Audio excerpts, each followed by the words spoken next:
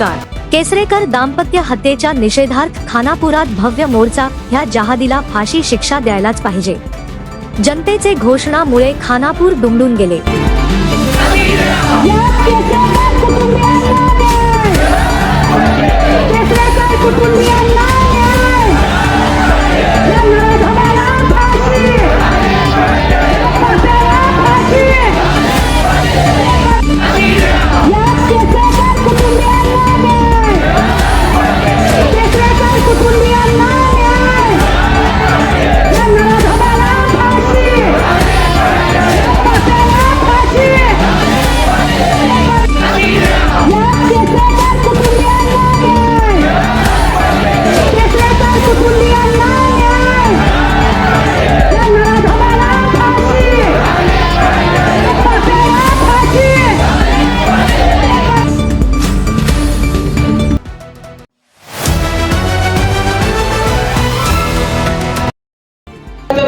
कुणालाही ते दुःख पचन करता येत नाही. अशा प्रसंगामध्ये आम्ही एकच करू शकतोय, त्यांना एक न्याय देऊ शकतोय. ते न्याय म्हणजे आम्ही त्यांना मदतीचा हात आणि आई वडिलांना शांती. त्यांच्या आई वडिलांना वाटायला पाहिजे की माझ्या पाठीमागे आमचे लोक आहेत. त्यांनी म्हणायला पाहिजे की आई वडिलांची जी छाया आहे या आमच्या हिंदू समाजाकडे आहे, ही ताकद आहे. आणि ही ताकद निर्माण करण्यासाठी म्हणून आम्ही आज या ठिकाणी सगळे जमलोय. होईल तेवढं आम्ही त्यांना मदत करायचं आहे. मी आमदारला त्यांना पहिल्या दिवशी गेलो आईचं दर्शन घ्यायला. त्याच्यानंतर अधिवेशन होतं म्हणून आम्ही तिकडं अडकलो. त्याच्यानंतर आमच्या गावात वाघ होते, बाहेर पडायला देत नाही, बऱ्याच लोकांना माहीत आहे. त्याच्या तिथं अडकलो. परंतु आज आम्ही इथं हजर आहे. मी अधिवेशनला होतो त्यावेळेला 2 लाख रुपये मुख्यमंत्र्यांनी या कुटुंबाला जाहीर केलेलं आहे. त्याचं कागदपत्र झाल्यानंतर ते येत आहे. त्याचबरोबर आम्ही सुद्धा यांना 2 लाखाची मदत आम्ही या कुटुंबाला करणार आहे.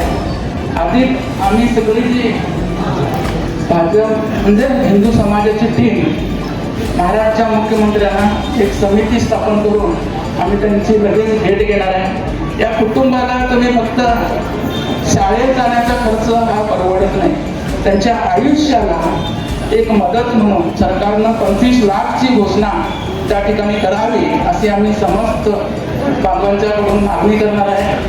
सरकारी नोकरी द्यायला पाहिजे. इथून पुढं करणाऱ्याला सुद्धा लाज वाटली पाहिजे की हे कृत्य इथून पुढे होऊ नये, दुसऱ्यांना सुद्धा ते करू नये, ही काळजी सरकारनं घ्यायला पाहिजे. आणि ही एक समिती आम्ही स्थापन करून पंडित ओगले सारखा माणूस सतत त्या कार्यक्रमामध्ये या कुटुंबाच्या दृष्टिकोनातून तिथपर्यंत जाऊन पोहोचला, त्याचं मी सर्वांच्या वतीनं अभिनंदन करतो. आणि तुमच्या सर्वांच्या वतीनं ते निवेदन देणार आहे, त्यांनी 2 शब्द बोलून आम्ही ನಾನು ಒಂದ ವಿನಂತಿ ಮಾಡೋದೈತಿ. ಹೆಬ್ಬಾಳ ಗ್ರಾಮದ ಈ ಕೇಸರಿಕರ್ ಕುಟುಂಬದ ಮೇಲೆ ಘೋರವಾದಂತ ಸಾಂಗ್ಲಿಯಲ್ಲಿ ಮರ್ಡರ್ ಮಾಡುವಂತ ಜಿಯಾಯಿ ಉಗ್ರಗಾಮಿ ಮಾಡುವಂತ ಕೃತ್ಯವನ್ನು ಮಾಡಿರೋದನ್ನ ನಾವು ಕಠೋರವಾಗಿ ತಿರಸ್ಕರಿಸ್ತೇವೆ. ಈಗಾಗಲೇ ನಮ್ಮ ಈ ಖಾನಾಪುರದವರು ಪ್ರಮುಖರು ಈಗಾಗಲೇ ಮುಖ್ಯಮಂತ್ರಿಗಳು ಪಟ್ಟೀಸ ಸಾಹೇಬರು ಸ್ಥಳೀಯ ಎಲ್ಲ ಶಾಸಕರು ಅಲ್ಲೇ ಈ ವಿಷಯನವರ ಬಹಳ ಗಂಭೀರವಾಗಿ ತಗೊಂಡಿದ್ದಾರೆ. ಬರುವಂತ ದಿವಸದೊಳಗೆ ಅವರು ಸಹ ನ್ಯಾಯ ಒದಗಿಸುವ ಸಲುವಾಗಿ ನಮ್ಮ ಮಹಾರಾಷ್ಟ್ರ ಸರ್ಕಾರ ಬಹಳ ಮುರ್ತುವಹಿಸಿದೆ. ಅದಕ್ಕೆ ನಾವು ಧನ್ಯವಾದ ಸಲ್ಲಿಸ್ತೀನಿ. ಖಾನಾಪುರದಿಂದ ಈ ಕುಟುಂಬದ ಅನ್ಯಾಯಕ್ಕೆ ನಾವೆಲ್ಲರೂ ಈ ದುಃಖಿಗಳಿಗೆ ಇವತ್ತು ಭಾಗಿಯಾಗಿದ್ದೇವೆ. ಬರೇ ನೀನಿನ ಒಂದು ಫೋನ್ ಮಾಡಿ ಹಿಂದೂ ಸಂಘ ಒಂದು ಕಡೆ ಬಂದು ಕೂತು ಮಾತಾಡಿ ಜನ ಬಹುಸಂಖ್ಯವಾಗಿ ಎಲ್ಲ ಬಂದಿದ್ದಾರೆ. ನಮ್ಮೆಲ್ಲ ಧನ್ಯವಾದ ಹೇಳ್ತಾ ನಾವು ಅವತ್ತಿನ ಮಾತಾಡೋಲ್ಲ. ಇದು ಬಹಳ ಒಂದು ದುಃಖದ ಸಂಗತಿ ಇದೆ. ಅದಕ್ಕೆ ಆ ಕುಟುಂಬ ಸಲಹೆ ಸದಾ ನಾವೆಲ್ಲರೂ ಇದ್ದೇವೆ. ನನ್ನ ಕಡೆಯಿಂದ ಸಹ 11,000 ರೂಪಾಯಿ ಅವರಿಗೆ सहाय ಅಂತ ಮಾಡ್ತೇನೆ. ಇದು ಎಷ್ಟು ದುಡ್ಡು ಕೊಡೋದು मुख्यला आम्ही किती पैसे देतो महत्वाचं नाही.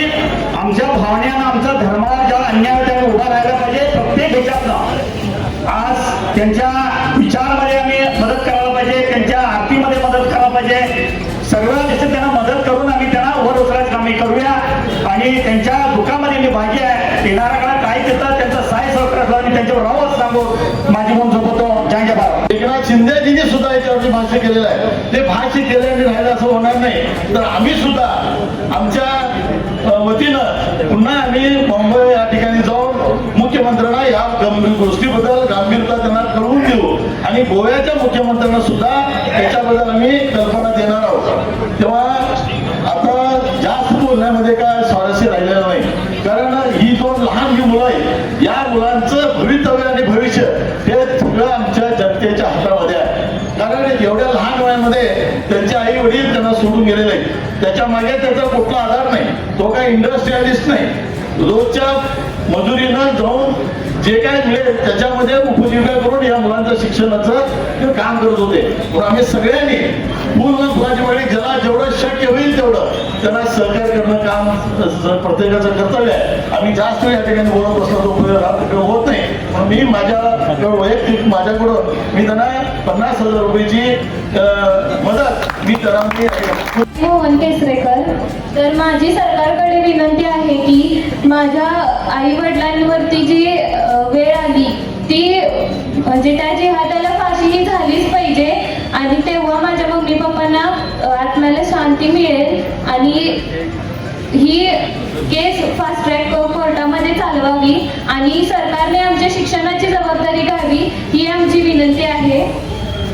आणि दर न्यायासाठी आपण सर्व तालुक्यातील हिंदूंनी या कुटुंबियाला मदत करणं गरजेचं आहे. त्या कारणानं आपल्या तालुक्यातील आमचे आमदार तसेच माजी आमदारांनी व कोचेरे साहेबांनी देखील आपली मदत जाहीर केली आहे. तसेच मी देखील आमच्या रिमानी कुटुंबियाच्या वतीनं या केसरेकर कुटुंबियाच्या या दोन चिमुरड्यांच्या शिक्षणासाठी एक 21,000ची छोटीशी मदत जाहीर करतो व माझे 2 शब्द संपवतो. मी संपूर्ण माझा निषेध करतो या ज्या मुलांचा जो त्याच्या आईवडिलांचा जो माईचा जो छत्र गेला आहे त्याची आम्ही कोणी ती पोकळी कोणी बोलू शकत नाही. कारण मी सर्वांना आवाहन करतो की आपापले प्रत्येकाचे काय ना काय गरजा असतात, सगळ्या असतात, त्या सर्व गरजा सगळ्या बाजूला ठेवून प्रत्येकाने छोटीशी मदत द्यावी. मी माझ्याकडून माझ्या लक्ष्मीकर कुटुंबियांकडून मी 11,000ची छोटीशी मदत जाहीर करतो. धन्यवाद. हा देश रक्षणासाठी त्याचप्रमाणे या मुलांच्यासाठी म्हणून जी आर्थिक मदत आहे ती आपण सर्वांनी तर केलीच पाहिजे. त्याशिवाय सुद्धा हिंदू धर्मावर जे काही आघात पुढच्या भविष्यामध्ये होतील त्यासाठी सगळ्यांनी आपण एकत्र येऊया आणि हा देश वाचवूया अशी या ठिकाणी सदिच्छा व्यक्त करतो. आणि केसरकर कुटुंबियांना फुलाची पाकळी म्हणून आमच्या मडेरीकर कुटुंबियांच्याकडनं 11,000 रुपयाची आर्थिक मदत मी इथं जाहीर करतो आणि माझी या वाढीला खानापूर तालुक्यातील समस्त हिंदू संघटनेच्या वतीनं हेप्पाड येथील केसरीकर कुटुंबियांना न्याय मिळवून देण्यासाठी या मोर्चाचं आयोजन या ठिकाणी करण्यात आला. या प्रसंगी उपस्थित सर्व मान्यवर मंडळी आणि समस्त हिंदू बांधव, वास्तविक 15 ऑगस्ट पासून सातत्यानं केसरीकर कुटुंबियावर कशा पद्धतीनं हल्ला करण्यात आला त्याचा सविस्तर वृत्तांत सोशल मीडियाच्या माध्यमातून तुम्ही सगळेजण वाचत आहात आणि बघत आहात. आज आपण एक गोष्ट लक्षात ठेवली पाहिजे की अनाथ मुलं या ठिकाणी बसलेले आहेत. वास्तविक या मुलाचं आणि मुलीचं त्या ठिकाणी कौतुक केलं पाहिजे की त्या घटनेनंतर स्वतः त्यांच्या घरात सांगितलं मुलीनं फोन हातात घेऊन प्रत्येकाला फोन केलं आणि आपल्या आई वडिलांना न्याय मिळवून देण्यासाठी आज मुख्यमंत्र्यांच्या दारापर्यंत ही मुलं पोहोचलेली आहेत. आज प्रत्येक हिंदू बांधवांना एवढीच विनंती करतोय, केसरेकर कुटुंबावर हल्ला झालाय हे सोडून टाका. आज त्यांच्यामध्ये तुमच्या मुलाला बघा, आज त्यांची जी पाळी आहे, भविष्यात तुमच्या मुलांची पाळी यांची लक्षात ज्या ज्या वेळेला या ठिकाणी हिंदू संघटना आग देतील त्या त्या वेळेला कोण बनवलं, कशासाठी बनवलं, मी का जावं, मी जाऊ नये, माझी संघटना नाही, ही वेगळा हा जर विचार केला तर भविष्यात आम्ही सगळे संकटात राहणार आहे. त्याच्यासाठी केव्हाही कुणी म्हणू दे, प्रत्येक वेळेला आपल्या समाजानं एकत्रित येणं गरजेचं आहे. आणि त्या दृष्टिकोनातून या ज्या हरामखोरनं हा हल्ला केला त्याला निश्चितपणे फाशी मिळेल. पण हा हल्ला करत असताना त्याला वाटलं की केसरीकर दाम्पत्य त्या ठिकाणी त्यांची आई वडील आहेत, 2 मुलं आहेत, त्यांच्या पाठीशी कोण राहणार नाही. पण मी एवढं भविष्याच्या ज्या वेळेला अशा घटना घडतील, कर्नाटक महाराष्ट्र संपूर्ण देश या ठिकाणी एकत्रित येईल, संपूर्ण देशातील हिंदू समाज एकत्रित येऊन या ठिकाणी समाजाला न्याय मिळवून देण्याचा प्रयत्न करतील. तेव्हा या ठिकाणी प्रत्येकाला एवढीच विनंती करतोय की आपण ज्या ज्या वेळेला समाजावर अन्याय होतोय त्या वेळेला त्याच्या पाठीमध्ये ठामपणे थांबावं. त्याची मुलं बाळ पण त्याच्याकडे नाही. असा इतका क्रूर लांडा त्या माझ्या भावाला आणि बहिणीला, भाऊच्या पहिल्या डोक्यात त्यानं हॅमरनं मोठा हातोडा त्यानं वार केला. तो खाली बसल्यानंतर लगेच बहिणी त्याला वाचवायला गेली. बहिणी वाचवा